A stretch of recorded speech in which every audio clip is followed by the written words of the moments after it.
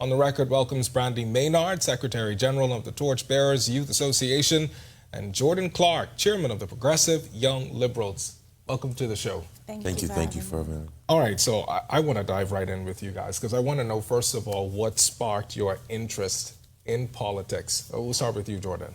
I always get this question, and I honestly don't know. I just heard the stories of my grandmother and great-grandmother taking me to PLP rallies, and it's been history since then. Since primary school, it's always been PLP all the way, and so that's, Sure. I think it's just them sparking it in me, and it just became a passion. Yeah.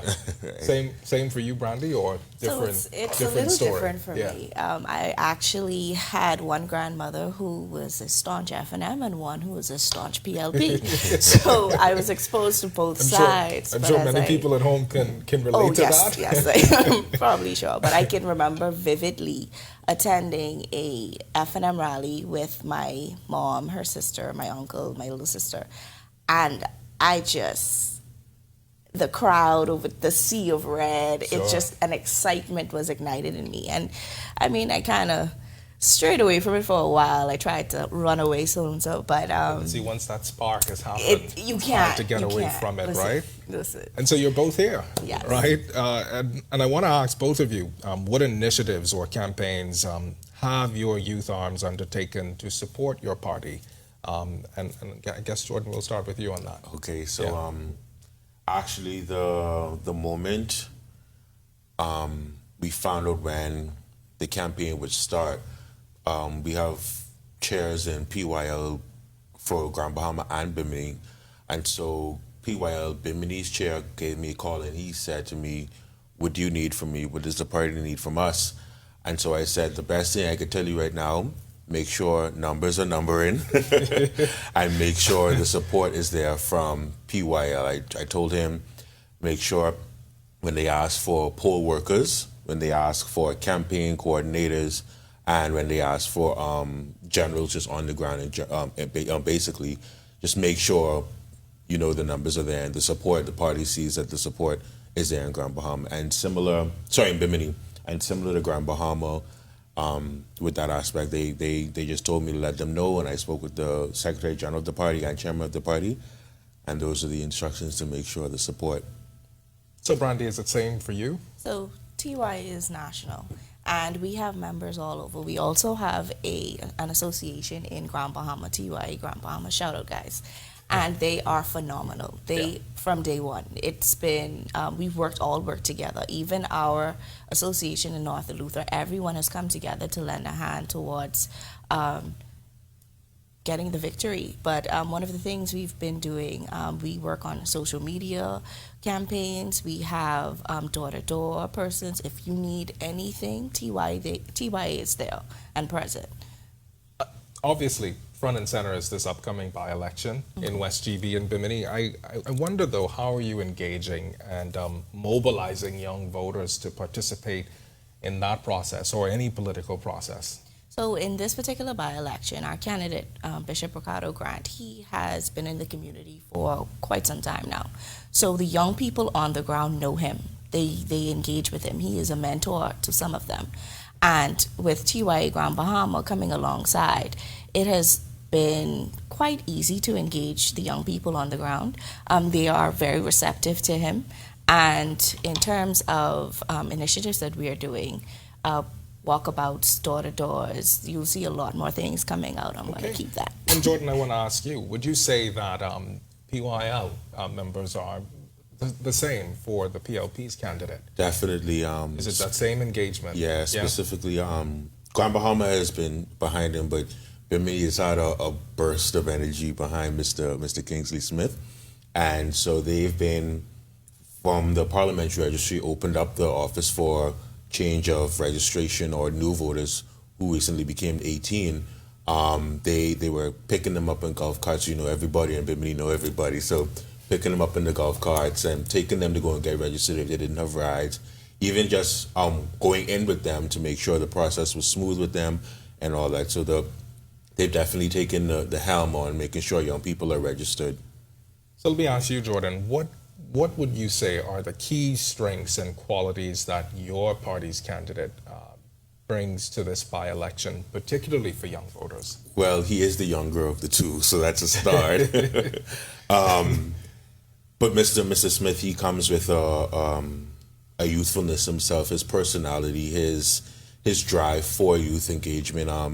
Prior to him becoming the candidate, he was always one of those that reached out to me and try encourage me to be a part of the party's men's branch, where he served as an executive, and his work in Grand Bahama with the baseball program that he started and worked alongside with the young men and women there. I think he has the tools, and he has the mindset to ensure that young people in Grand Bahama and Bimini are represented and are supported by him.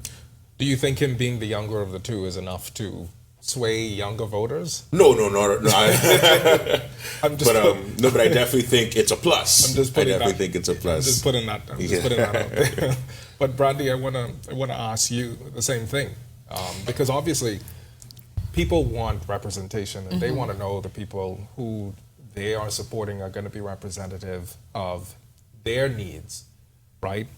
But particularly for young voters, their needs may not necessarily reflect the needs of others in the community, while I think for the wider constituency, the needs may be similar, but we all have our different nuances and want different things.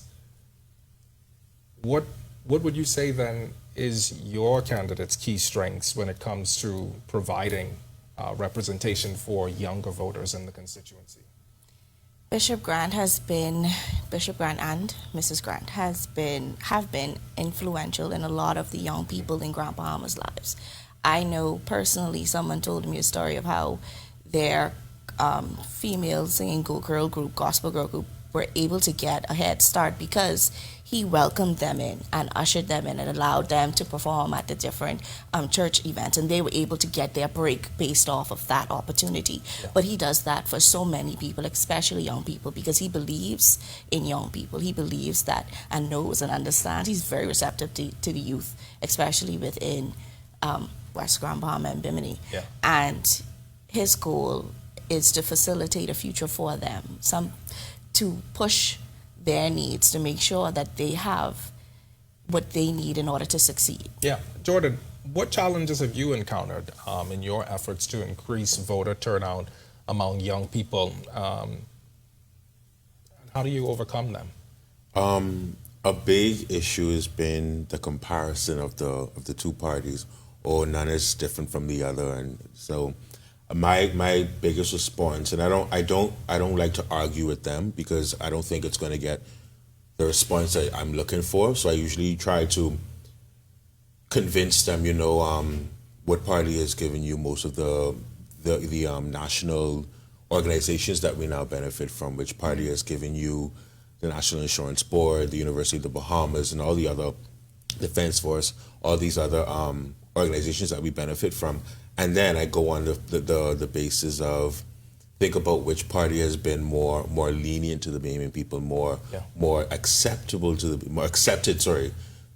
Bahamian people. So Brandi, I want to bring you in because I want to ask the same thing about the challenges that perhaps you've encountered in your efforts to increase voter turnout among young people. I think we spoke about this a little earlier, but people want to know what's in it for them. The reality of it is what's in it for me. Yeah. And a lot of times you do get the one party similar to the next, but fundamentally we're grossly different.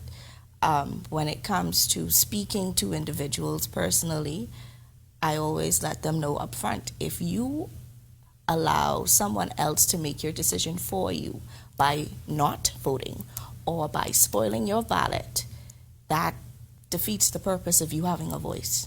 You have to stand up for you, and voting is a part of that. So you have to take the responsibility in your hands. You can't complain about something if you're not willing to actually put an input towards changing it. By participating in the process. All right. I want to leave it there for now. But when we come back from the break, we're going to challenge our young leaders. Have parties truly dotted their I's and crossed their T's, or is someone missing in the midst of campaigning? Stay tuned. We'll be right back right after this.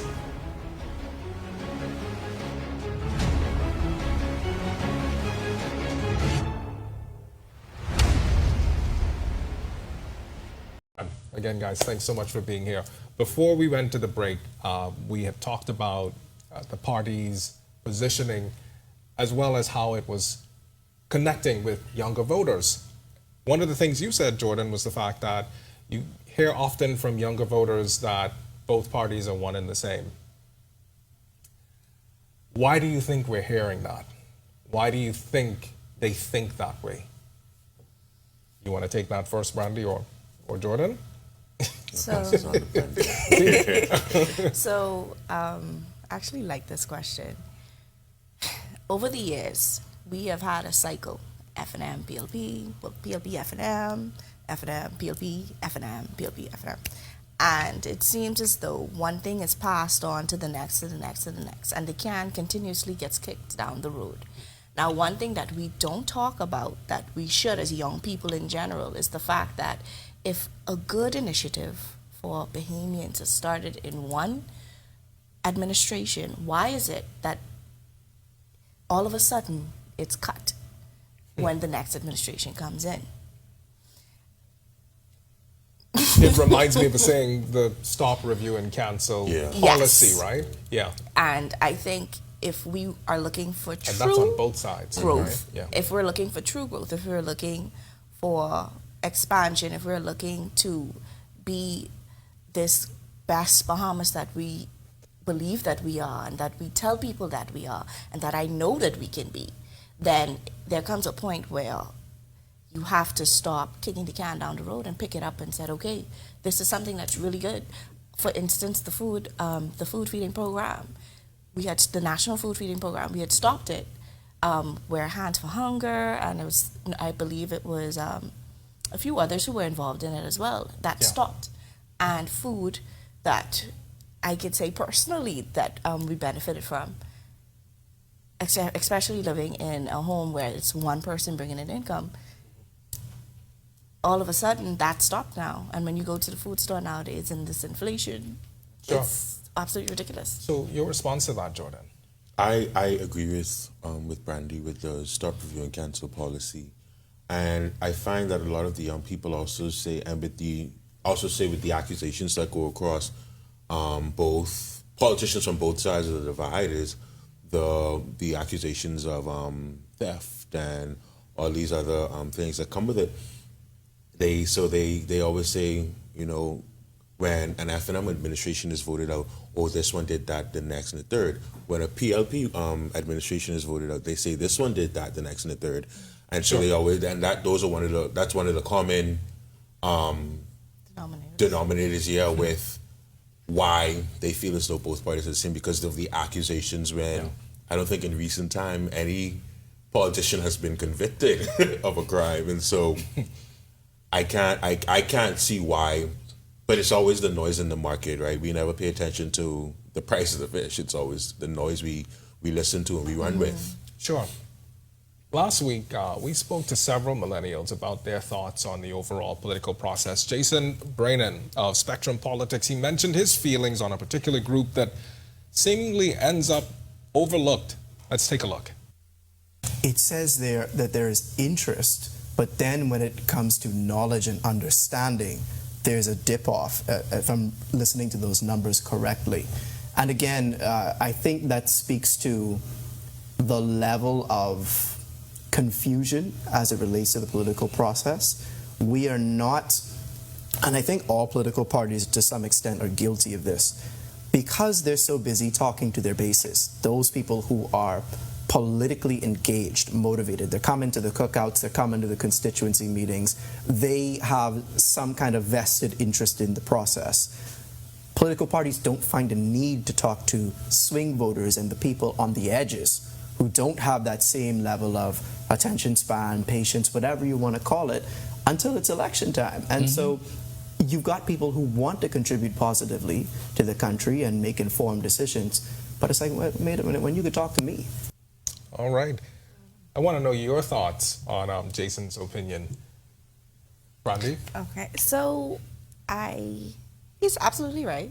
I think that is something that within our party and by extension, within F&M and by extension TYA, we've recognized that, okay, You can't keep it within these four walls all the time. You have to go out and outreach You have to be people. in the community, yes, right? in the Yeah. community. And one of the things, even though you're a part of the community, you have to learn how to engage within the community. So that's where social media, that is where your messaging comes in, that is where just being able to walk up to someone and say, hey, it's so nice to meet you.